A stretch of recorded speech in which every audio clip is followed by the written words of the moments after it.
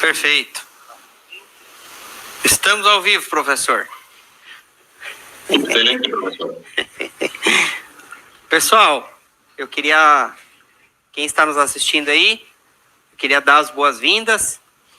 Essa live vai ficar salva no canal do YouTube, para que a gente possa replicar depois esses ensinamentos do professor Dr. Rubem. E eu queria dar boa noite para todo mundo. Pessoal que for comentando aí, podem chamar a gente aqui no chat. Vai ter um chatzinho aqui do lado. Se tiverem dúvidas, né? A gente vai estar à disposição. Eu queria, antes de passar a palavra para o professor Rubem, eu quero falar um pouco do currículo dele, que é extenso, é grande aqui. Professor Rubem Florin Dapkevicius é doutor em Direito e Ciências Sociais, advogado pela Universidade Maior de la República, UDELAR. Salvo engano, é a única instituição de ensino superior pública do Uruguai, pela informação que nós temos aqui. Professor de Direito Público da Universidade, né, da UDELAR, integrante, fundador da Associação Mundial de Justiça, de Direito Constitucional, de Justiça Constitucional, integrante e fundador da Associação Argentina de Justiça Constitucional, da Associação Uruguaia de Direito Processual Constitucional, integrante do Anuário de Direito Administrativo do Uruguai, fundador do Centro de Estudos de Direito Público, e aí, autor de dezenas de livros, eu contei aqui mais de 10, inclusive, autor de várias obras, Manual de Direito Público, tomos de Constitucional e Direito Administrativo, Manual Teórico e Prático de Contratação Administrativa, Amparo Habeas Corpus e Habeas Data, já na 3ª edição, o Procedimento Disciplinar, já na 5ª edição, Procedimento Expropriatório, na 4ª edição, Ação de Nulidade e Responsabilidade do Estado, já na 3ª edição, Decreto 500/91, que é um procedimento administrativo comum, disciplinar e recursivo lá do Uruguai, já na 7ª edição, todos eles publicados também lá na República Argentina, e outros livros de sua autoria, Funcionários Públicos, Estatuto dos Funcionários, né? Esse Estatuto do Funcionário publicado, Uruguai, Argentina, Colômbia, Peru, Brasil e Espanha, inclusive esse, depois eu vou encomendar um exemplar aqui para o Brasil, aqui para Santa Catarina.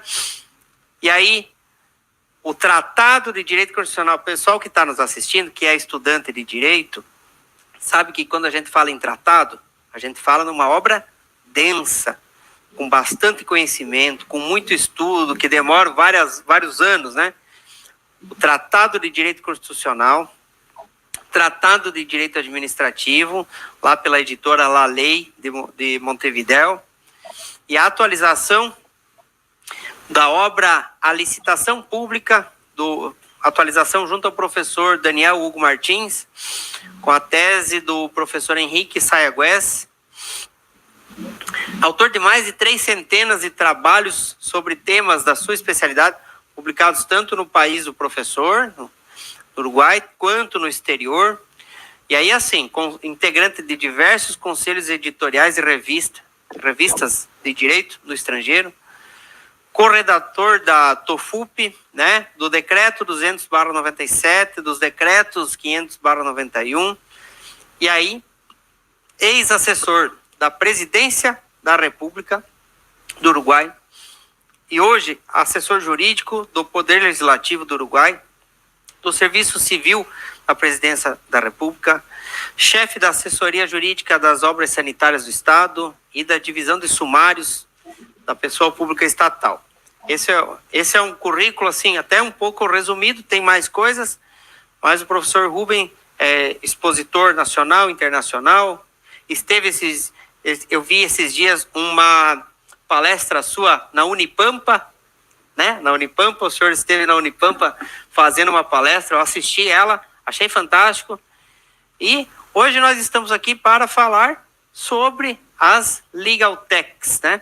As Legal Techs e a administração pública, que são empresas de tecnologias jurídicas envolvendo a administração pública como um todo, poder judiciário, poder legislativo, poder executivo.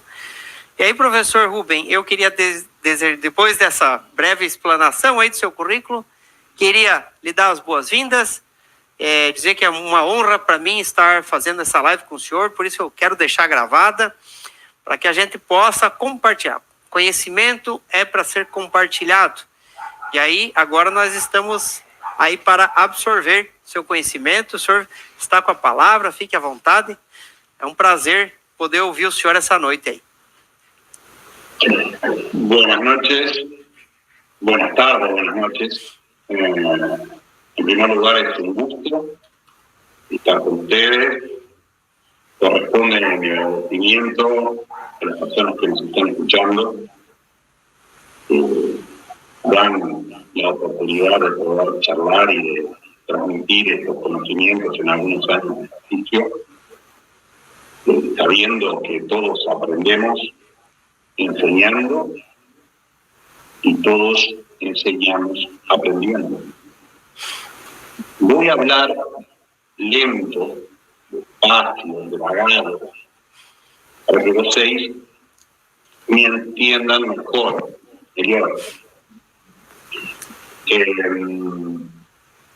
En segundo lugar, en primer lugar, el agradecimiento a vosotros, los 6. En segundo lugar, mi agradecimiento a mi amigo Felipe Lani, que también me honra con haberme convocado y haber decidido hacer esta palestra en conjunto. Joven profesor, del cual he aprendido mucho, porque todos estamos aprendiendo de todos. Todos somos eternos aprendices.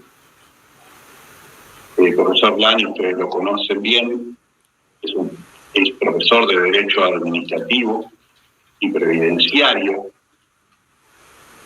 y pertenece a la Asociación Brasileña de Abogacía. También tengo que agradecer a Enfoque, que es un instituto, como ustedes conocen muy bien, de posgraduación.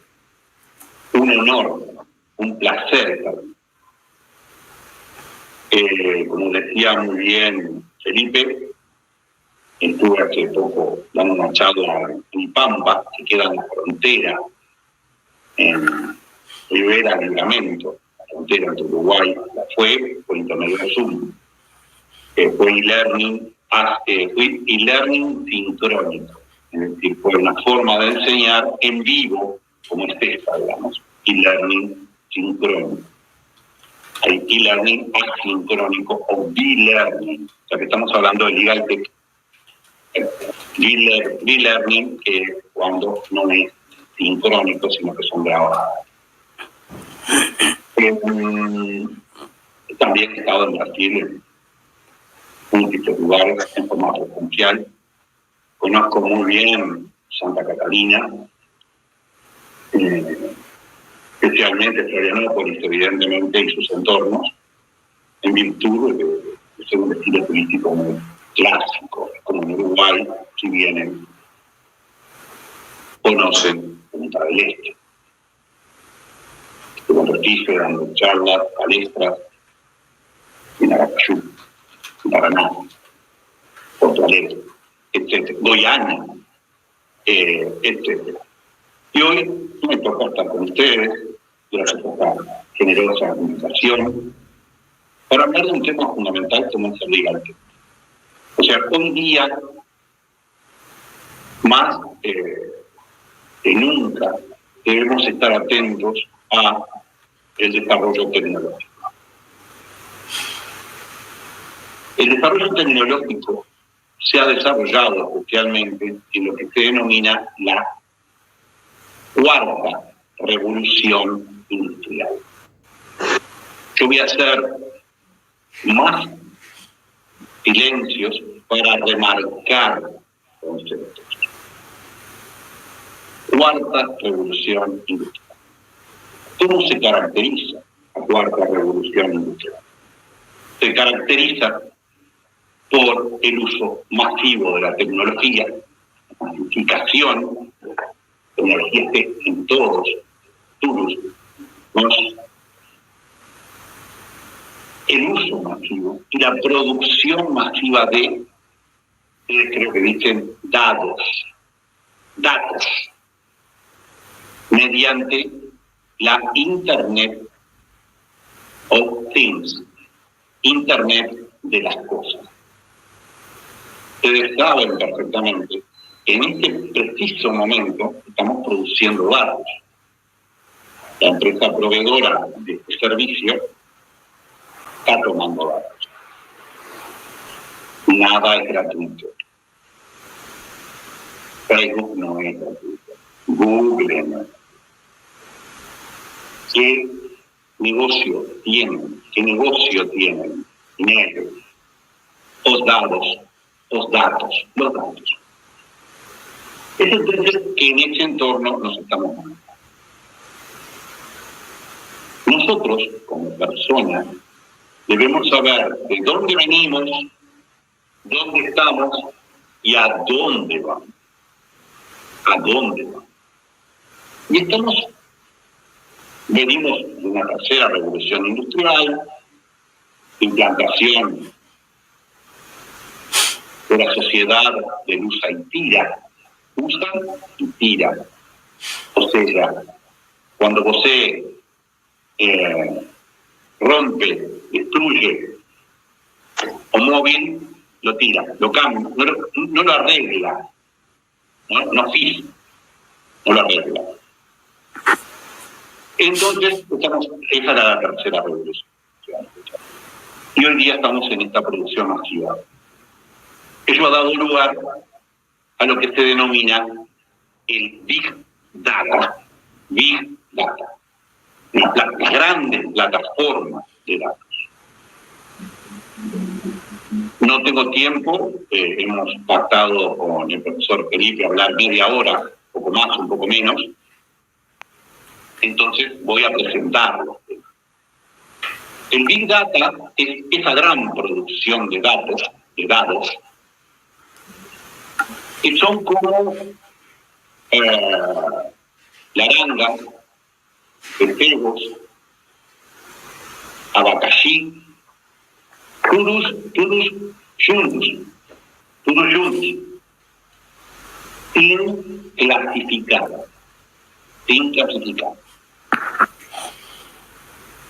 Para que esos dados sirvan, hay que clasificarlos. Los pesebos, para las larangas, para eso se llama etiquetar los datos. Y así, con este conocimiento, podemos observar los algoritmos. Los algoritmos, precisamente, con esos datos, se forman algoritmos. Los algoritmos nacen, por lo menos, el primer algoritmo claramente conocido, es el algoritmo de Euclides. Estamos hablando de unos cuantos siglos antes de eso. Evidentemente, obviamente, esos algoritmos no eran computacionales. Por eso existen diferentes tipos de algoritmos, tema que no voy a abordar porque estaría 3 horas o más hablando de algoritmos. De los algoritmos tenemos que tener en cuenta que se desarrollan mediante un input, una entrada, y después un árbol, línea de decisión. En Uruguay nos vacunamos, vacuna, mediante un chatbot. Ustedes conocen los chatbots, que son programas que simulan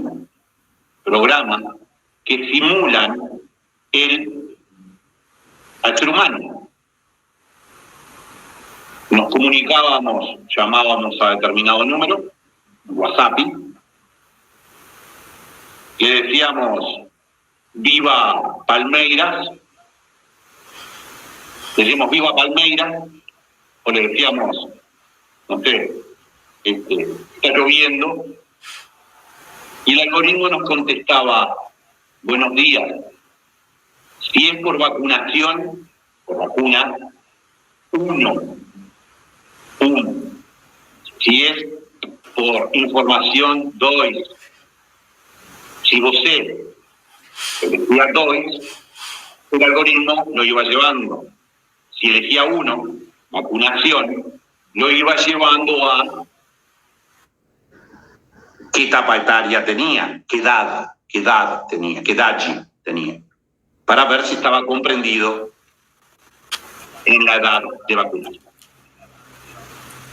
Estos algoritmos, estas formas, entonces, nos conducen Big Data, plataformas de datos. Y para que sirvan mejor, deben estar etiquetados, clasificados.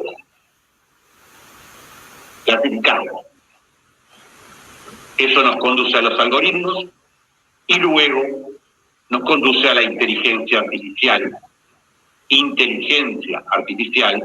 Ustedes pueden ver escrito, por lo menos en español, como IA, inteligencia artificial. Dentro de la inteligencia artificial, ustedes tienen el machine learning y el deep learning. Grandes temas que es muy importante tener en cuenta. Y aquí yo creo que voy a hacer un comentario importante desde mi punto de vista. Tengan cuidado de dónde surge la información.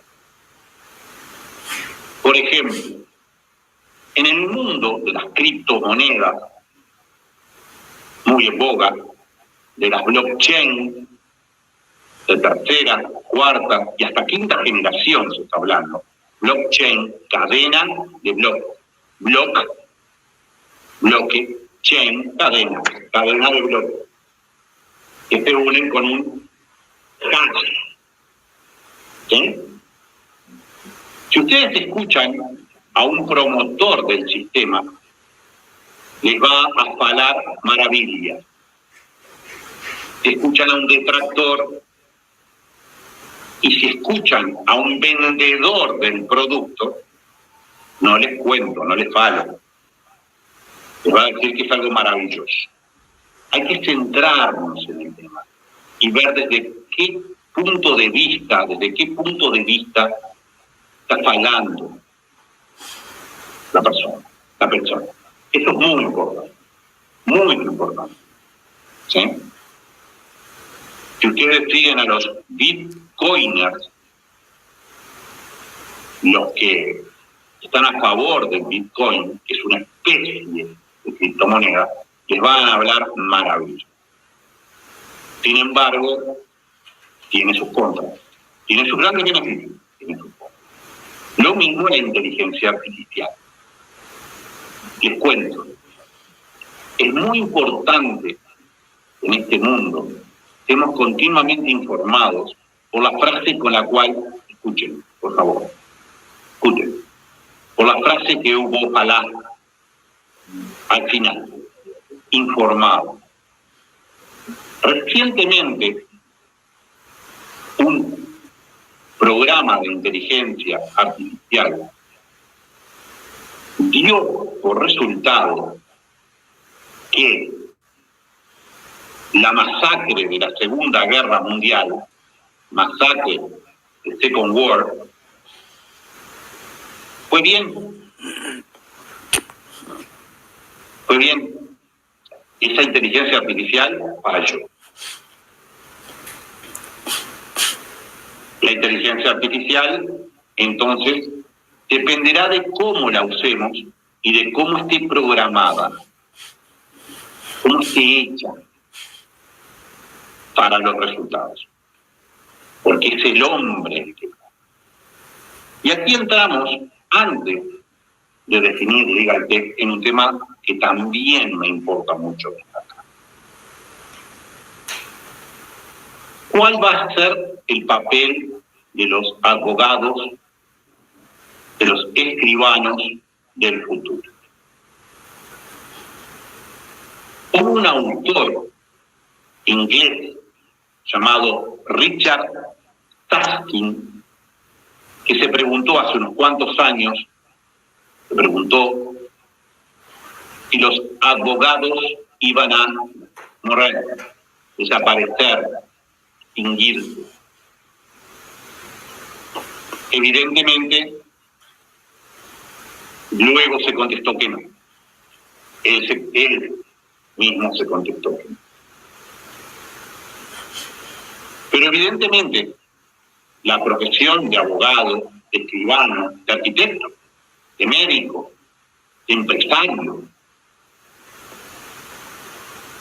todas las firmas, las empresas, todas, deben adecuarse a esta nueva tecnología. Si no, van a competir en una forma despareja con otras. Evidentemente,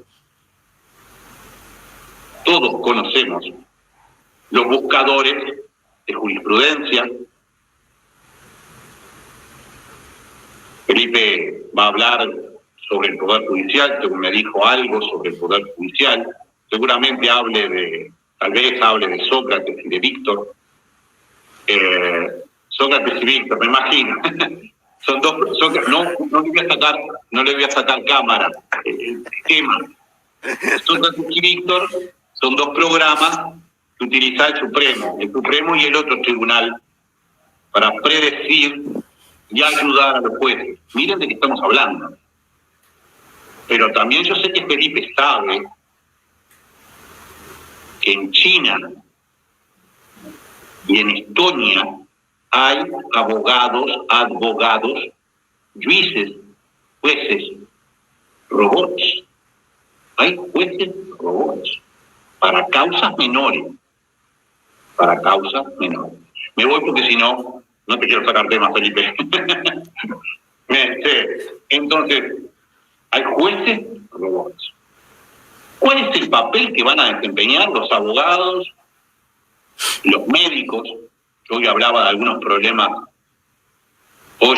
recién hablaba de unos problemas de la inteligencia artificial, pero la inteligencia artificial es excelente, es óptima en la medicina, por ejemplo. Pero centremos en esto. Ni tan buena ni tan mala. ¿Cuál va a ser el papel entonces de los profesionales? La superespecialización. Si vos tuteando como decimos nosotros, no señor, José, si vos no se superespecializa, las máquinas, la inteligencia artificial, lo va a dejar sin trabajo. Y voy a dar un ejemplo. Yo soy profesor de Derecho Administrativo y Constitucional y especialista en Derecho Digital y Legal Tech. Si yo no me especializo, la máquina me va a suplantar. Entonces, ¿por qué? Porque la máquina, el algoritmo, la inteligencia artificial, Sócrates, Víctor, están alimentados por miles de datos y procesan muy rápidamente los datos. Entonces, con un secreto creo que dicen ustedes, algo muy especializado, voy a estar por encima de la máquina. Tengo que estar con la última información. Los abogados súper especializados no se van a dedicar a alimentar las máquinas, se van a dedicar a hacer juicios. Y allí, con esa super especialización, con saber la última ley que se aprobó recientemente, como por ejemplo en una palestra que recién dicté de esta manera en Sachipe, en Aracayú, me enteré que recién se aprobó una ley contra la corrupción en Brasil, el 20 y algo de octubre. Entonces, la máquina debe ser alimentada con este tema. Yo debo saber antes que la máquina para poder ganarla. Hay un programa en ajedrez de código abierto, no software propietario, no Microsoft, abierto, Linux, que fue derrotado recientemente por un humano, un programa de ajedrez de una muy buena calidad, fue derrotado en 17 movimientos de ajedrez. Muy pocos. Es decir, el hombre sigue estando por encima de las máquinas con su intuición, más allá de la razón, con su intuición, con su sensibilidad, pero para competir con las máquinas debemos estar súper especializados. Y debemos asimismo estar e integrar grupos súper especializados y con diversas profesiones. Yo trabajo con ingenieros en informática continuamente. Entonces, ellos aprenden de mí y yo aprendo de ellos. Hoy voy a tener el gusto, en unos minutos, voy a escuchar a un profesor brasileño hablándome de Sócrates, hablándome de Víctor. Yo puedo leer Sócrates y Víctor, pero un profesor brasileño hablándome de Sócrates es una cosa completamente distinta. El Legal Tech, nosotros cuando estamos hablando de Legal Tech, utilizamos muchos anglicanismos. A mí me encanta el castellano, mi idioma me gusta mucho, muy rico, y me encanta el portugués también. Y a ustedes les debe gustar muchísimo el portugués. Pero tenemos que usar anglicanismos. Yo no sé cómo traducirían ustedes en forma rápida y sencilla Legal Tech. Felipe, después me dirás, ¿cómo traducirán Legal Tech? En Uruguay sería imposible. En castellano sería imposible. Legal Tech se constituye por dos términos unidos, como la blockchain, unidos, que son legal y technology. Entonces, legal y technology. Entonces,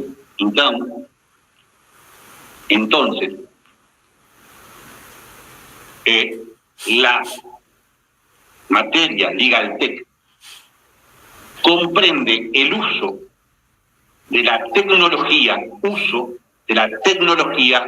en el ejercicio del derecho. El uso de la tecnología en el ejercicio del derecho. Es una materia ampliamente en formación. Totalmente en formación.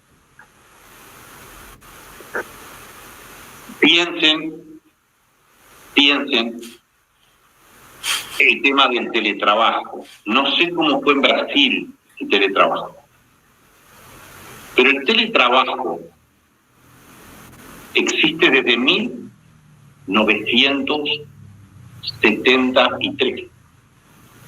La primera vez que se habló de teletrabajo fue en California, en el estado de California, en 1970. Y la pandemia, el coronavirus, lo puso más sobre la mesa. El teletrabajo, ustedes saben, se caracteriza por dos elementos. La distancia, el hecho de no ir a trabajar a la fábrica, al despacho, a la firma, al comercio, y el uso de la tecnología. Tengo una computadora aquí y el uso de la tecnología como ahora. Eso es teletrabajo. Yo podría estar teletrabajando ahora con ustedes. No estoy teletrabajando, estoy disfrutando. Esto lo puso sobre la mesa. Y entonces ha habido una gran revolución por la pandemia. Lo importante de este concepto es que el Legal Tech está en plena formación y abarca múltiples materias, que inclusive en algunos casos pueden estar inclusive discutido su pertenencia al Legal Tech. El Legal Tech comprende el e-discovery,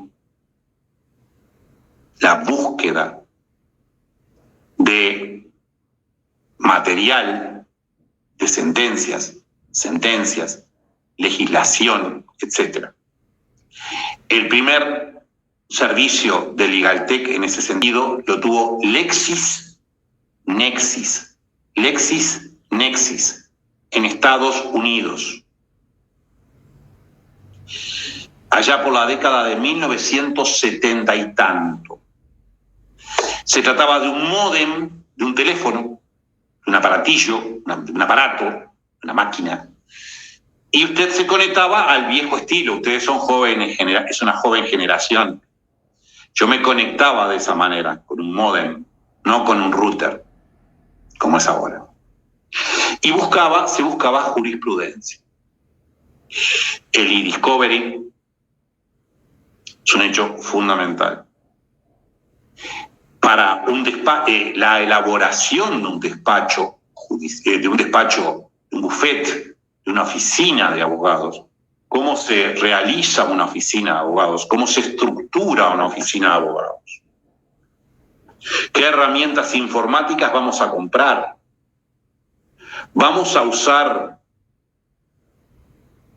qué nube, cloud computing, qué nube.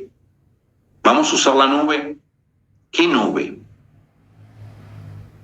¿Qué plan de marketing vamos a desarrollar? Ustedes saben que hoy estamos en el marketing 4.0. ¿Qué campaña de networking? Otro tema fundamental. ¿Qué campaña de networking vamos a realizar? En networking son aquellas campañas en donde especialmente las firmas nuevas, las startups, que son firmas nuevas que usan especialmente tecnología, inclusive en materia judicial, Felipe, vos sabés que existen para la e-justice, que es lo que vas a hablar vos. Se hace una reunión, se realiza una reunión y se crean vínculos, redes de profesionales. Eso es el networking. Hay una página que inclusive hace promociones en Instagram, que no voy a decir cuál es, que en castellano habla de un abogado muy especial que se desarrolla en el Legal Tech, etc. Y da consejos de Legal Tech. La cosa es que esa página de Instagram, no sigue a nadie. No sé si me entendeu. No sigue a nadie. Es una página que da consejos y no interacciona. Nosotros con Felipe somos contactos en Instagram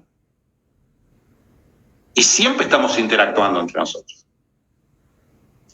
Estamos interactuando entre nosotros porque nos gusta el contenido, pero aparte porque hemos formado un networking. ¿No es cierto, Felipe?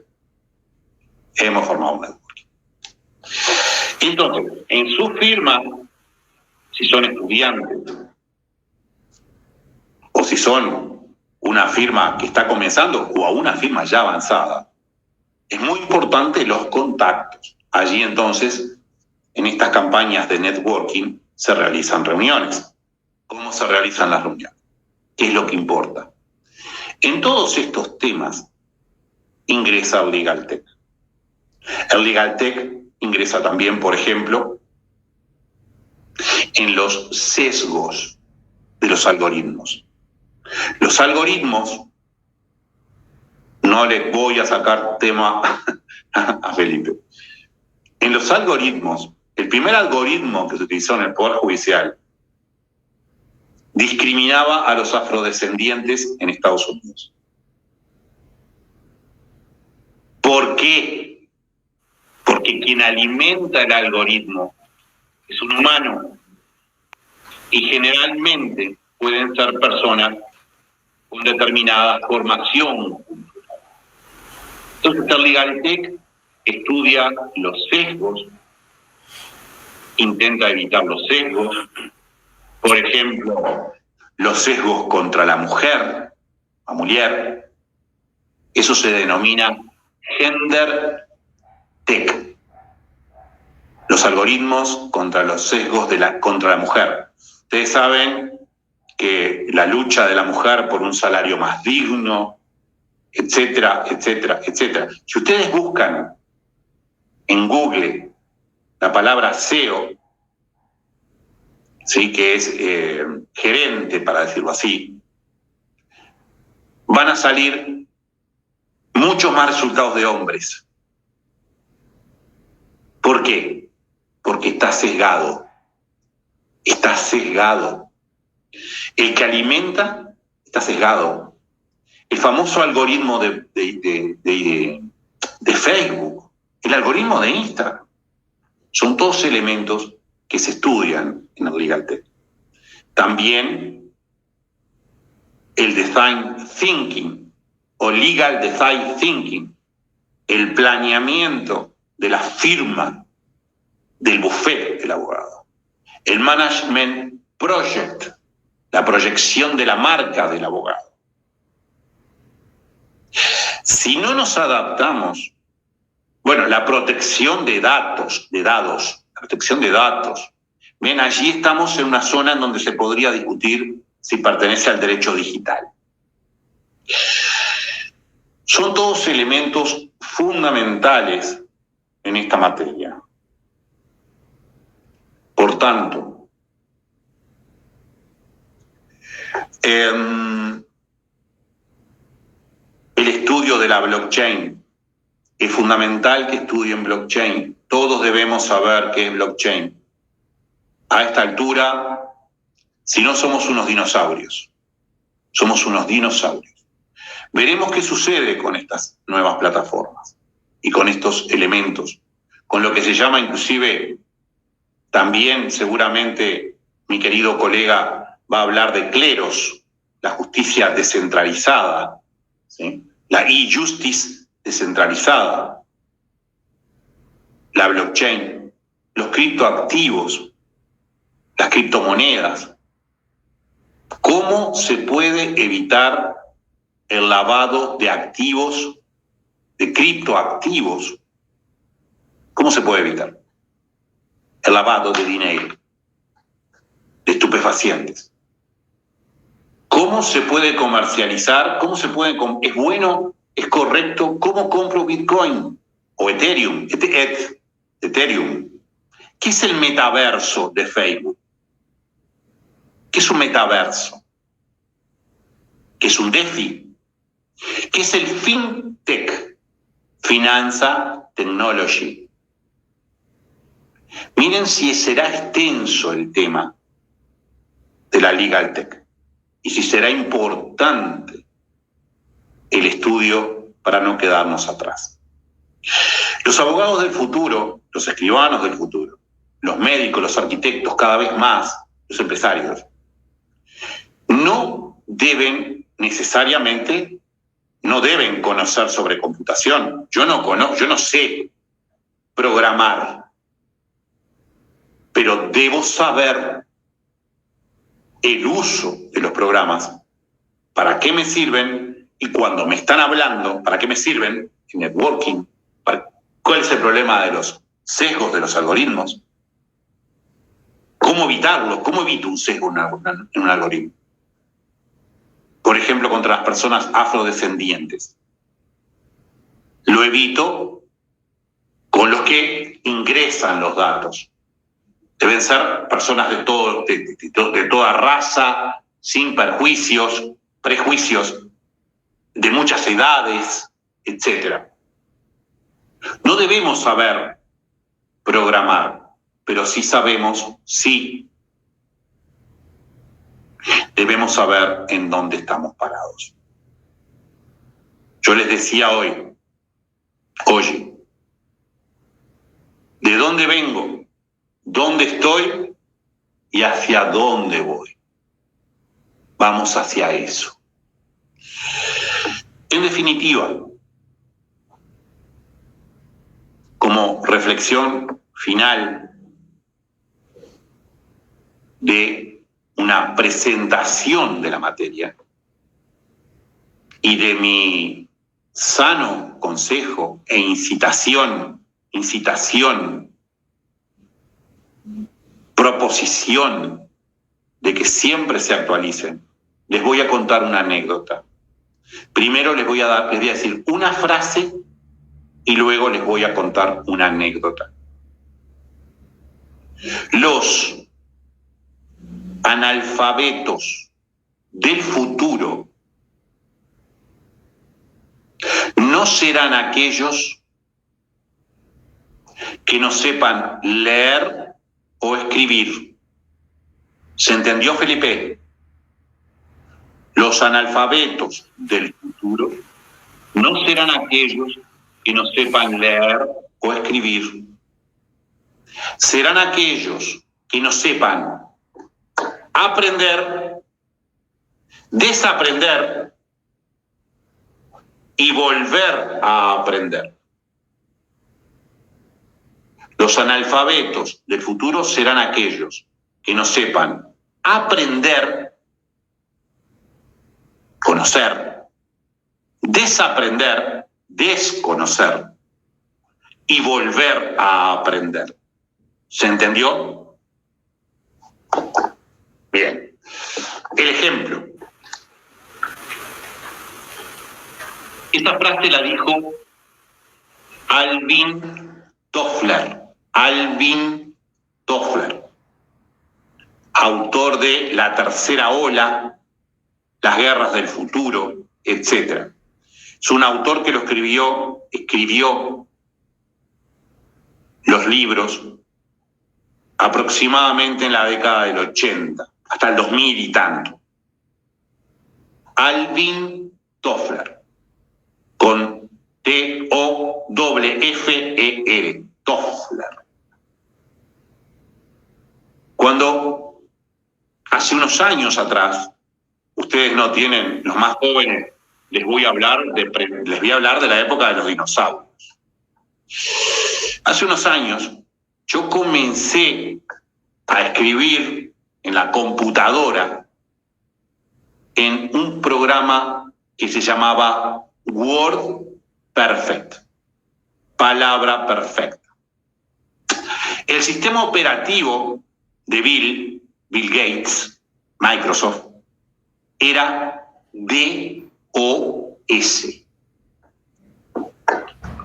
La cosa es que en determinado momento, especialmente 1995, disrumpe, aparece Windows.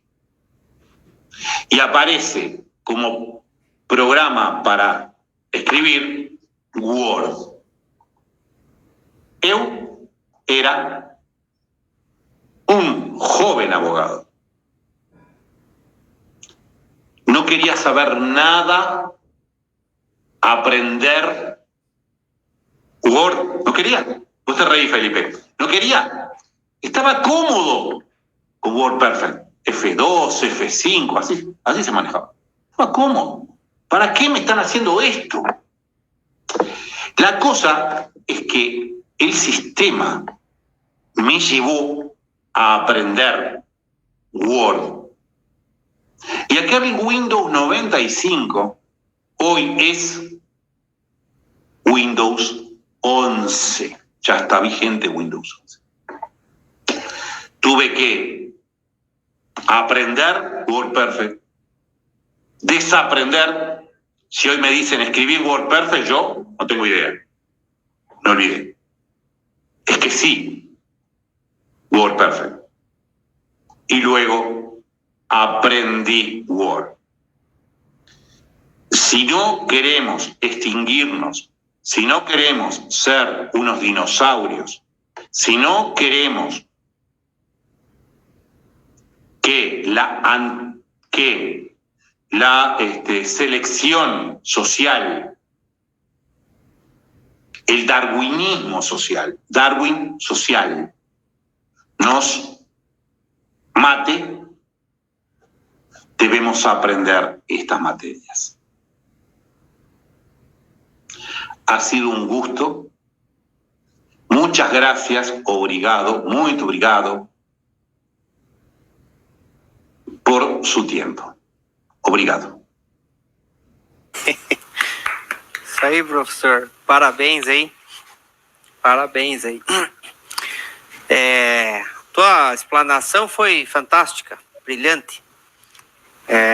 O senhor falando do MS-DOS, eu lembrei quando eu tinha lá meus 11, 12 anos, mais ou menos, na escola que eu estudava, nós estudávamos o MS-DOS. Aprendi o MS-DOS. Depois veio o editor de texto, Word, né? Word. E aí, hoje, olhando, por exemplo, a advocacia, e comentei esta semana aqui no escritório com as minhas irmãs, eu sou advogado em família, né? Minhas irmãs trabalham comigo, são 2 advogadas, junto aqui. Eu sou o mais velho. E comentávamos sobre a inteligência artificial na advocacia.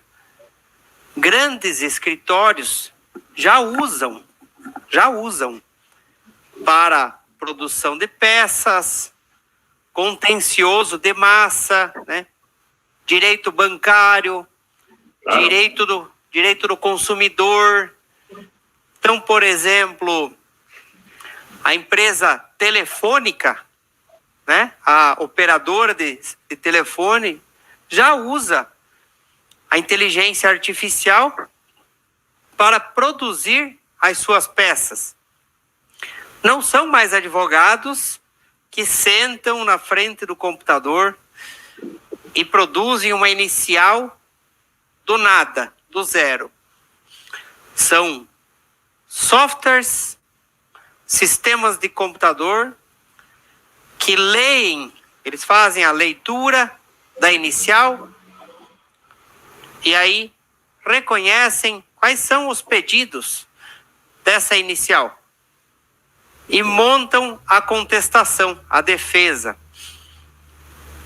E aí a gente fica imaginando o seguinte: quanto tempo vai demorar para esta tecnologia ficar acessível para nós, pequenos advogados, pequenos escritórios que sobrevivemos da advocacia pessoa física, atendendo clientes, aposentando pessoas, benefícios sociais da Seguridade, movendo ações trabalhistas, divórcios, né? Partilha de bens. Quanto tempo vai demorar para que nós a nossa realidade possa pagar por isso, possa custear. Talvez não esteja tão longe, porque hoje um software de gerenciamento de escritório já é acessível. Eu uso aqui no escritório, nós usamos um software que pertence a Thomson Reuters, ART, é o software que nós usamos para gerenciar esse escritório aqui. E hoje ele é online. Aonde eu estiver, eu consigo acessar todo o meu escritório. Se eu estiver no Uruguai, eu peço emprestado um tablet e eu acesso o escritório. Faço a petição. Hoje aqui no Brasil tem empresas especializadas em virtualizar, eles transformam isso aqui, né? O token, esse token. Pendrive. O pendrive. Esse aqui é o certificado digital da OAB. Esse aqui. Tem empresas aqui no Brasil que virtualizam este certificado. Ou seja, eu não preciso mais levar isso no bolso. Eu acesso um site e o meu certificado está lá naquele site da empresa. Eu pago uma mensalidade, um valor mensal para isso, para que eu possa viajar sem medo de perder, de esquecer, de deixar em cima de uma mesa. E assim, o mundo vai ficando cada vez mais online, cada vez mais tecnológico. O nosso mundo jurídico. Tem um amigo que é contador, é o nosso contador do escritório, e ele, algum tempo atrás, me falava o seguinte: nós, no escritório, ele contando da empresa dele, nós, na contabilidade, eliminamos o Word, o Microsoft Office. Eu falei, mas como assim? Nós agora somos cliente Google. O Google Workspace é a nossa plataforma. Ele me contou, eu tenho planilhas, documentos, uso o Google Meet para fazer reuniões, tá tudo ali. E no que isso impactou a atividade dele? Ele não precisa mais de um computador muito robusto, muito bom, muito caro para rodar os programas, porque é tudo na nuvem. Então ele disse, um computador que antes precisava ser um Core i7, hoje não precisa mais, pode ser um Core i3. O Core i3 dá conta do recado. E aí economiza R$ 1.500, R$ 2.000 por computador. Eu posso trocar os computadores da empresa com mais frequência. E daqui a um tempo, eu vou poder usar só um Chromebook, né? Que é um computadorzinho pequeno, apenas para navegação. Só para usar coisas online. Então, está barateando, tá ficando mais barato, né? Tá ficando melhor, mais interessante. E o professor falou antes do Victor, e nós temos uma amiga, uma professora, que é a professora Maria Fernanda. Ela dá aula de recursos, ela é uma excelente professora de recursos judiciais, e ela é assessora, salvo engano, do ministro Napoleão, do STJ. E conversando com ela esses dias e assistindo alguns conteúdos dela, ela falava do Victor, lá no STF, no Supremo, na Suprema Corte. E aí eu fui fazer um estudo para a nossa live de hoje, e eu cheguei em dados que me assustaram um pouco.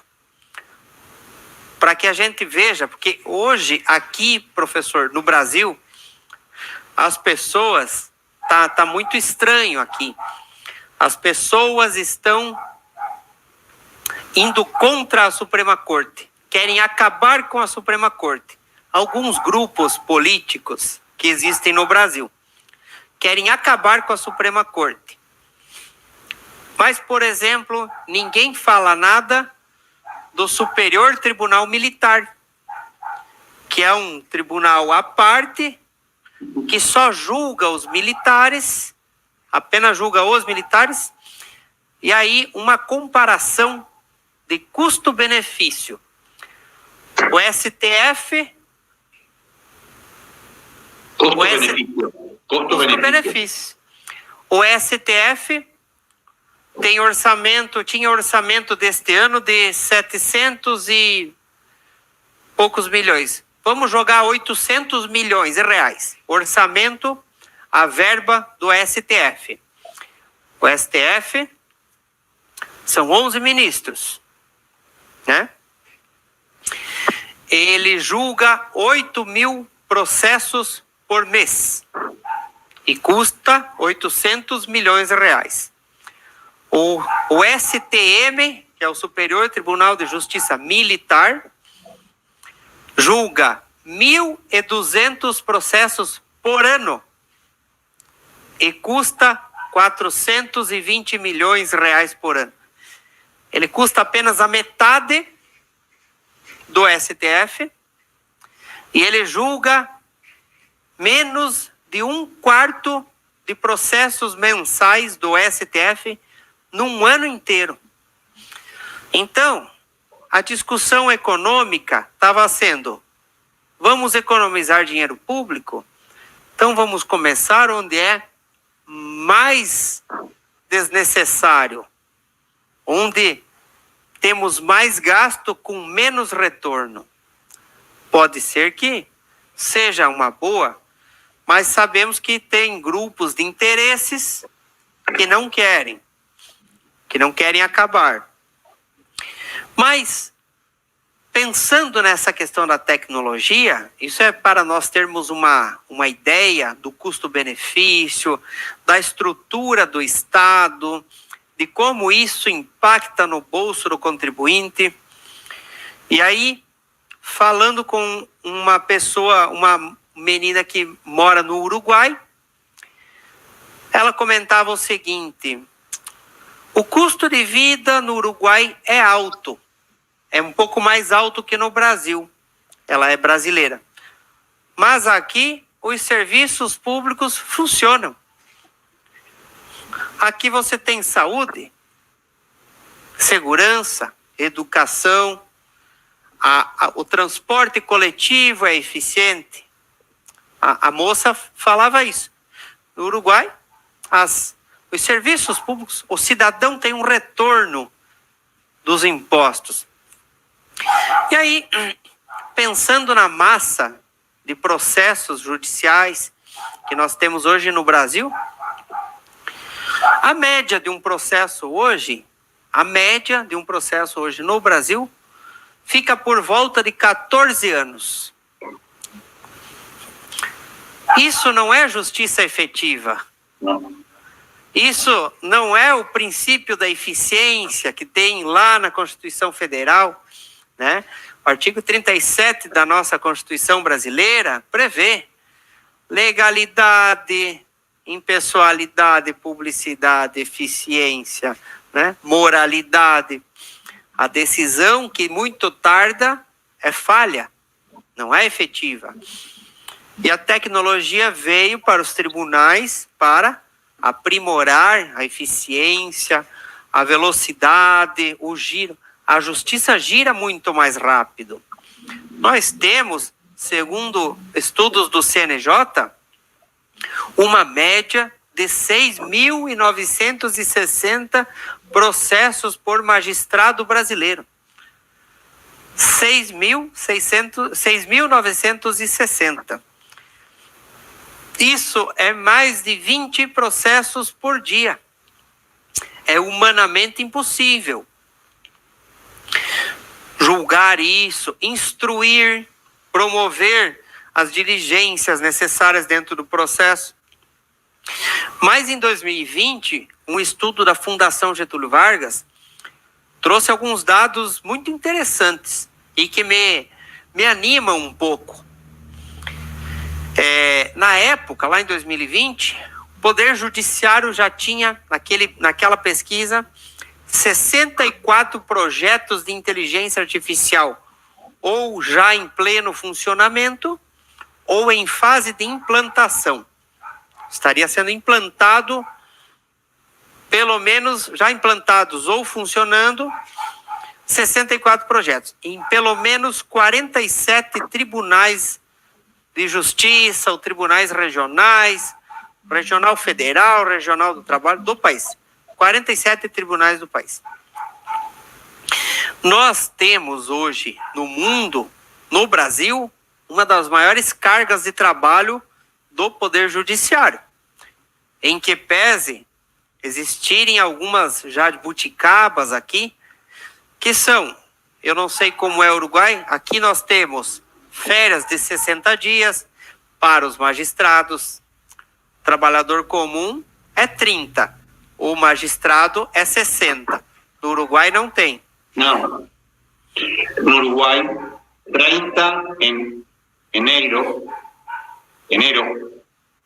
e 15 em julho. 30 e 15. 30 y 15, con servicios de vigilancia, guardias, ¿entendeu?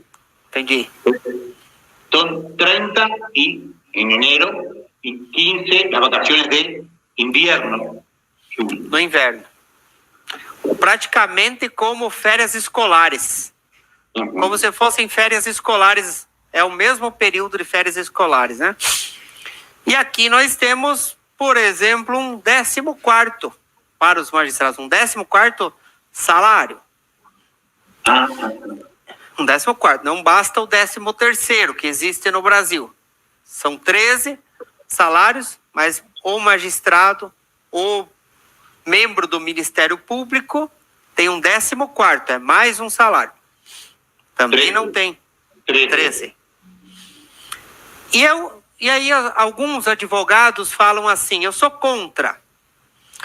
Eu penso, servidor público, funcionário público tem que ser muito bem valorizado, para que não caia em tentação de distorcer, de desviar da função, de aceitar uma propina para fornecer uma decisão, para atrasar uma denúncia, né? Como o policial tem que ser muito bem remunerado, pois está expondo a vida a perigo, está na estrada fiscalizando o tráfego de veículos. O servidor público como um todo, ele precisa ser muito bem valorizado. E aí algumas iniciativas, né, das startups brasileiras, do Poder Judiciário como um todo, aqui no sul do país, nós temos o que eu acredito ser um dos melhores sistemas de processo eletrônico, que é o EPROC. O EPROC, ele foi criado por funcionários do TRF4, o Tribunal Regional Federal da 4ª Região. E ele é tão bom que existem prefeituras pedindo o compartilhamento dos códigos-fonte para usarem na procuradoria, para administrarem os processos judiciais dos municípios, né, da procuradoria do município. E o Tribunal de Justiça de Santa Catarina, um tempo atrás, insistiu. Nós tínhamos o ESAGE, dava muito problema. O ESAGE, ele não era um sistema inteligente, porque nós protocolávamos a petição no processo eletronicamente, a gente mandava a petição pelo sistema. Mas tinha que um ser humano abrir a tela e olhar, realmente esta petição pertence a este processo. Então eu vou juntar a petição no processo. Víctor, Isso era praticamente tão somente uma digitalização da petição. Não era inteligência. E aí veio o EPROC, em que a gente protocolamos o pedido, 2 segundos, a petição está no processo. Eu, por segurança, tudo que eu protocolo, nós fazemos um download do processo na íntegra. Porque se eu precisar trabalhar com esse processo e por alguma ironia do destino, naquele dia, a internet cair aqui no escritório, eu tenho ele no servidor local, que se conecta com a nuvem, que é o Dropbox. Tenho ele no computador e tenho na nuvem. Consigo abrir o PDF, o arquivo do processo, para mim pelo menos visualizar o que é que tem no processo. Qual foi o passo a passo. Então, a gente eu fiquei bastante empolgado quando o professor Rubem falava das Legal Techs, né? Essa evolução do próprio teletrabalho. A pandemia acelerou, impulsionou o teletrabalho. Eu conheço amigos que vão para o escritório apenas 3 vezes por semana. Tem uma pessoa que sempre tem alguém no escritório. Mas quem trabalha com equipe, em 4, 5, faz-se um rodízio, uma escala. Segunda, quarta e sexta eu vou. Terça, quinta e sábado, o fulano vai. Sempre tem 2 pessoas no escritório para poder atender os clientes que chegam, para que a gente possa recepcionar eles, entender as demandas. Quem não está aqui está disponível online, em tempo real. O cliente chega e quer falar comigo e eu não estou. Opa! Vamos lá. Aqui. Foi? Agora sim. Não? Agora voltou. O cliente chega e quer falar comigo, mas eu não estou. Não tem problema. O cliente vai sentar em frente a um computador e vai fazer uma reunião comigo, que estou em casa, de camisa, bermuda e chinelo, tomando um mate. Vou atender o cliente igual. Ele vai tirar as dúvidas. Se o cliente não quer vir ao escritório, aí tá falhando, né? Agora sim. Agora sim. Agora. Se o cliente não quer vir ao escritório, ele vai ligar no WhatsApp. A gente vai fazer uma videochamada.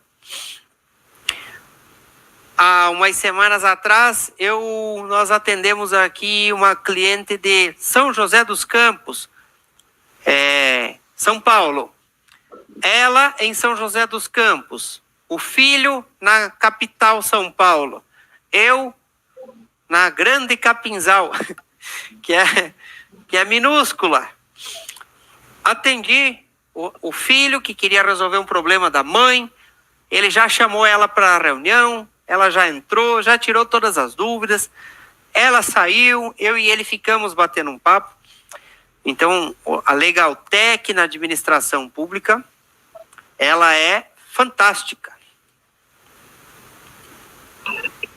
Y lo que estás diciendo es fundamental, lo que acabaste de decir.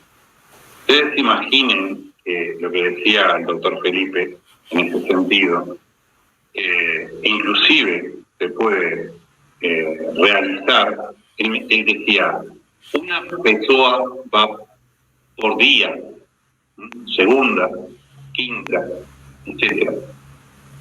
Pero además, todavía,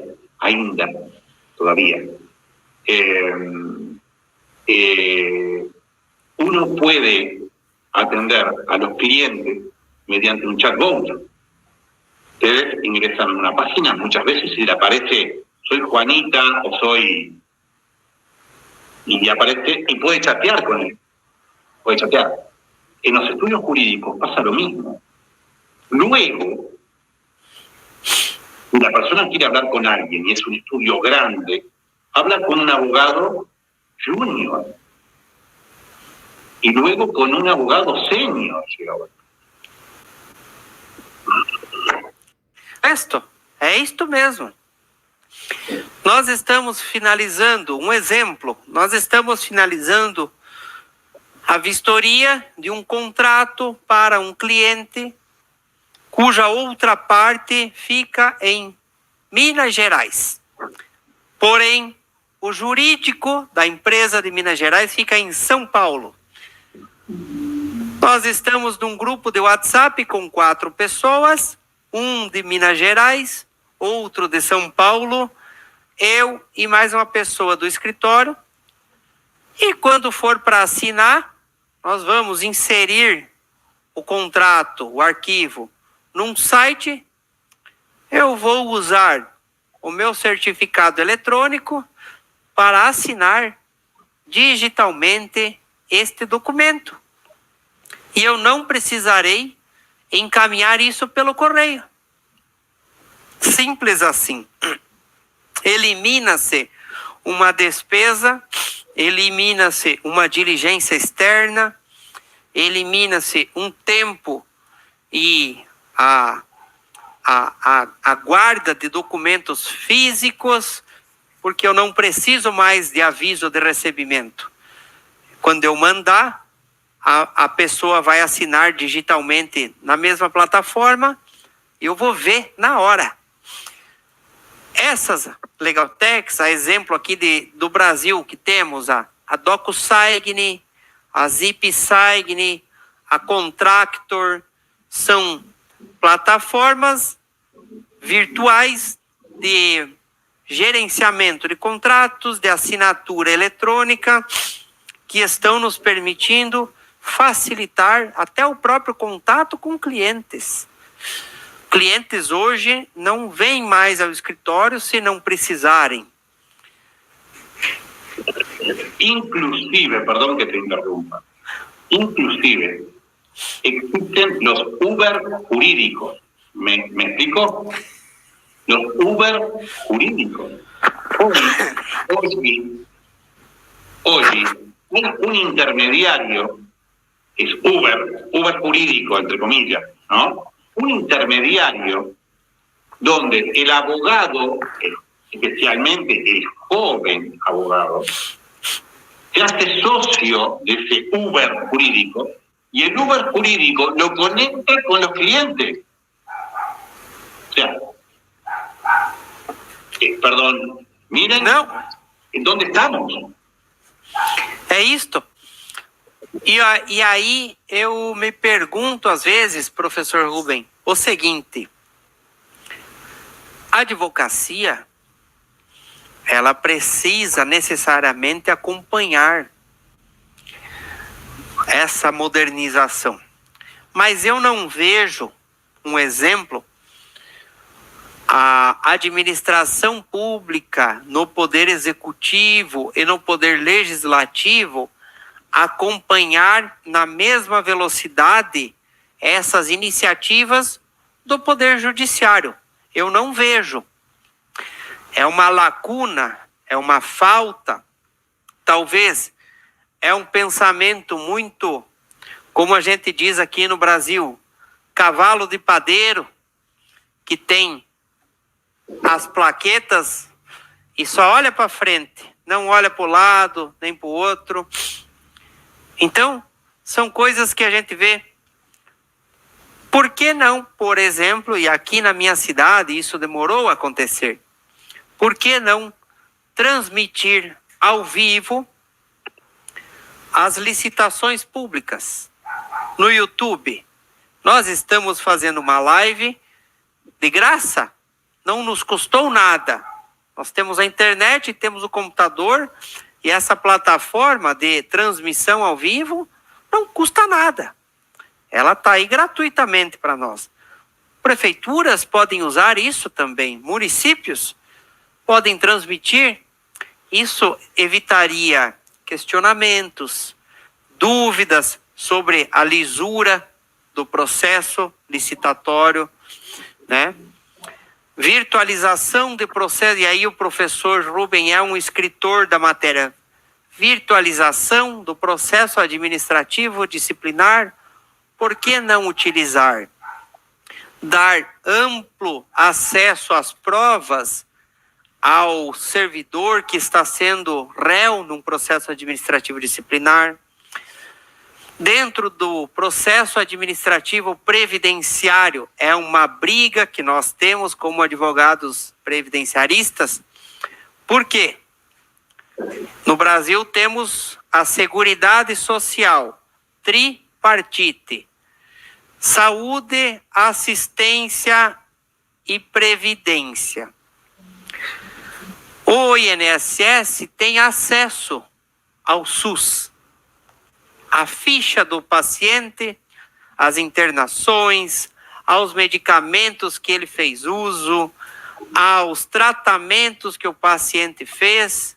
E o INSS usa isso nos processos administrativos contra o próprio segurado. Mas o segurado, para conseguir ter acesso a isso, tem que percorrer uma via sacra. É uma novela para conseguir.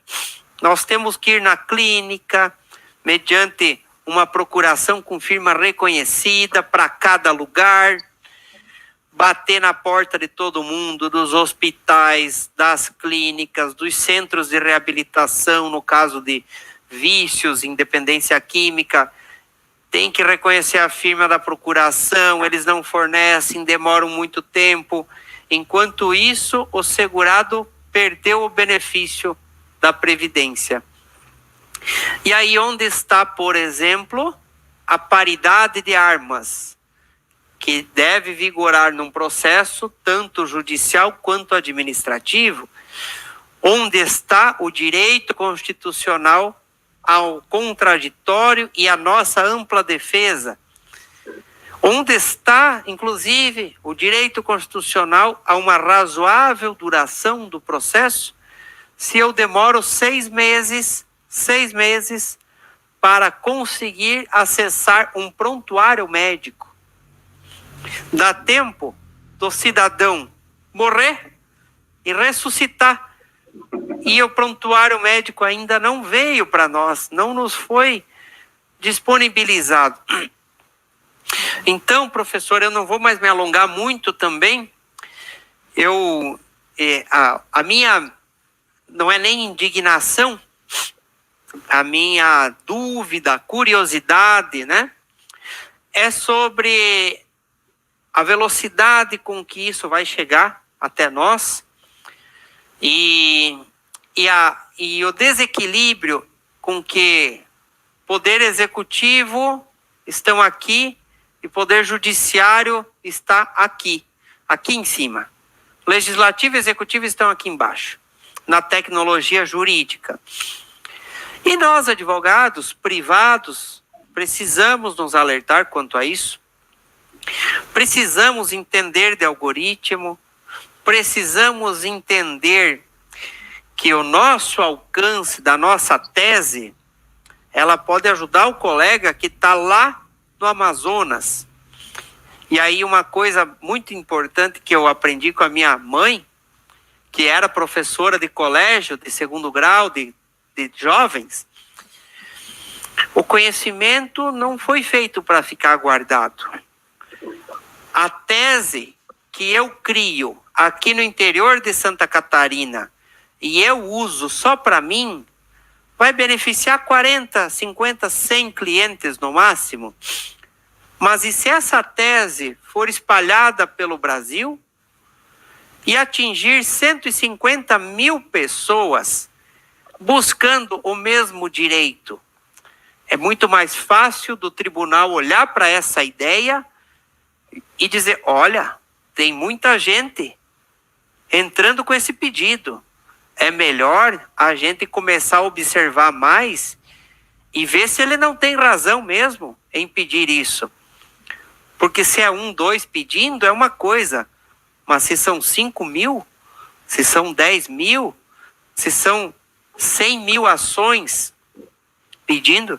E aí um último comentário que entristece às vezes é a seguinte: os tribunais superiores aqui no Brasil, eles costumam julgar sob o ponto de vista econômico.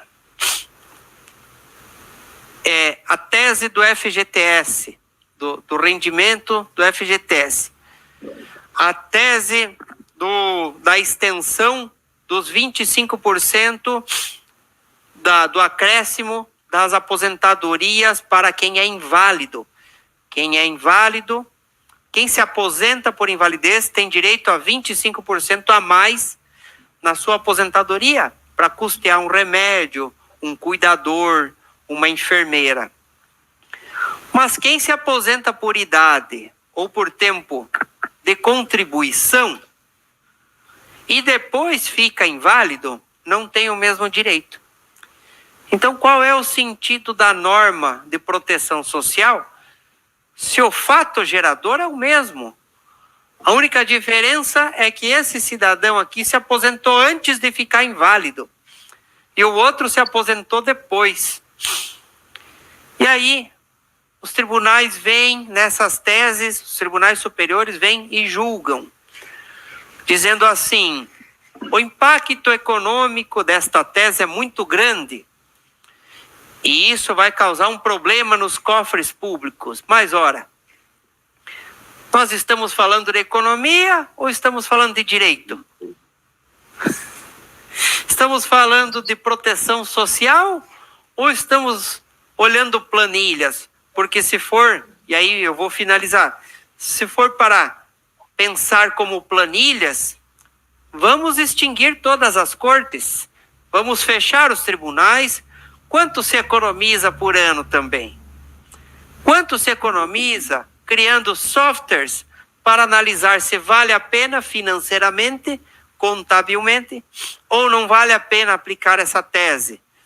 Então eu encerro aqui com essa bola quicando ainda, né? Para outras lives mais, porque é interessante a gente pensar do ponto de vista atuarial. Precisa um Estado sadio, saudável, não pode nunca olhar para as contas públicas.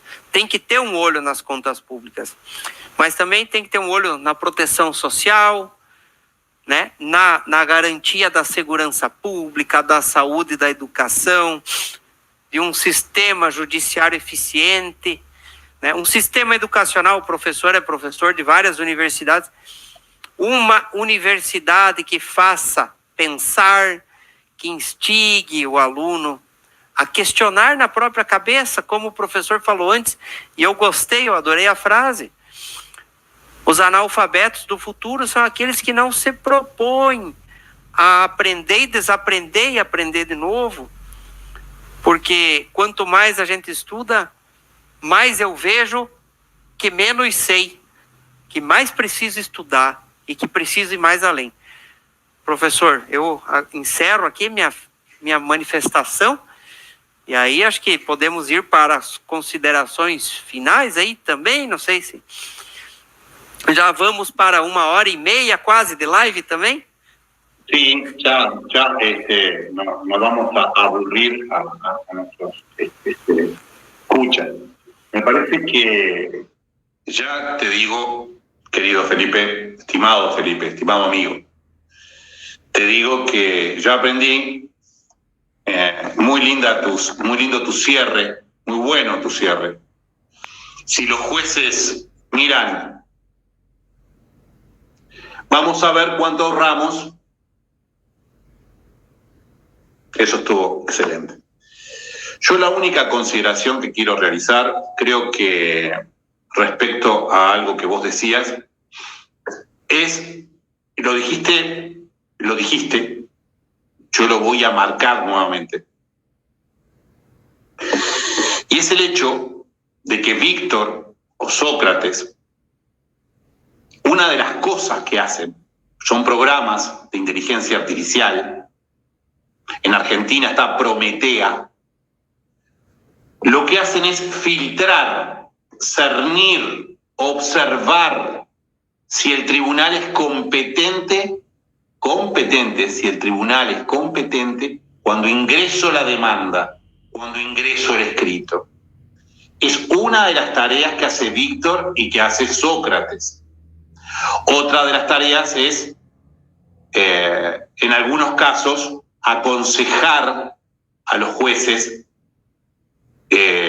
Obran como, en este caso, Víctor y Sócrates obran como funcionarios. Es lo que decías vos. Eso no es. Sí es. Demora la persona. Sin embargo, Víctor o Sócrates, como ya están programados, sale. Otra de las funciones, ahí son funcionarios. Los programas en e-justice o justicia electrónica también pueden ser asesores, asesorar al juez. Yo creo que en 1 hora y algo, 1 hora y cuarto aproximadamente, hemos presentado el tema. Me gustó además, muy especialmente también parte de tu cierre. Ya te dije, el cierre de los jueces me pareció perfecto. Y también el hecho de que nosotros no estamos con la verdad. Yo no vine a dar una verdad. Yo lo que vine fue a plantear lo que tú decías, lo que Bosé falaba. Piensen por ustedes, piensen. Entonces, como les decía, busquen las fuentes, cuidado quién les habla. Les habla un bitcoiner, una persona que vive del bitcoin o que está pago por Satoshi Nakamoto, que es el inventor del bitcoin, por ejemplo. Entonces, piensen por ustedes. Y para concluir, agradecerles por su tiempo, recordar que la selección antropológica, la antropología social de Darwin, el darwinismo social, nos va a extinguir si no avanzamos.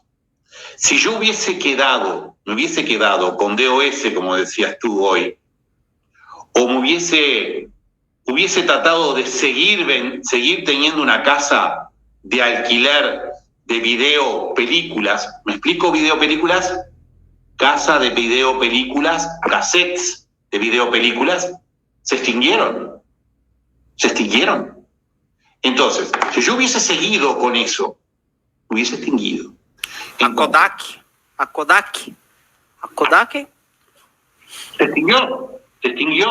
Entonces, los abogados del futuro y los escribanos del futuro, pero no solamente ellos, sino también la empresa que vos asesorás, Felipe, las empresas, todas, debemos ir hacia eso. ¿Dónde finalizaremos? Veremos, pero estamos en eso. Me pareció también excelente remarcar, y termino ahora sí, el hecho de que el Poder Judicial está mucho más adelante que el Poder Ejecutivo y Legislativo. Aquí en Uruguay es igual. Es igual.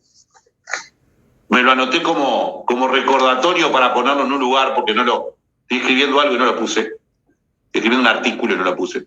Es así. Y en definitiva, aprendamos, desaprendemos, volvamos a aprender sobre lo aprendido. Les envío un fuerte abrazo y quedo a la disposición de ustedes para lo que necesiten. Mi correo electrónico es r.flores@montevideo.com.uy. Fuerte abrazo.